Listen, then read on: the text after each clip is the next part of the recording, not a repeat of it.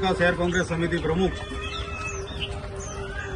મારું સન્માન નહીં જળવાતા ઉમેદવારો બાબતે તો હું અને મારા ઉમેદવારો બધા જ હું ધોળકા શહેર કોંગ્રેસ સમિતિના પ્રમુખ તરીકે રાજીનામું આપું છું અને મેં આ રાજીનામું મારા જિલ્લા પ્રમુખ શ્રી રાજેશભાઈ ગોહિલને હેન્ડ ટુ હેન્ડ આપેલું છે અને એમણે સ્વીકારેલું છે અને મારા જ્ઞાતિ સમીકરણના સેટ કરેલા ઉમેદવારો જે ના મળતા મેન્ડેટ ના મળતા હોય તો હું એટલા માટે જ મારા ધોળકા શહેર કોંગ્રેસ સમિતિના પ્રમુખ તરીકે રાજીનામું આપું છું. હું કોંગ્રેસનો વફાદાર સૈનિક હતો, છું અને રહીશ. હું કોંગ્રેસની સાથે છું.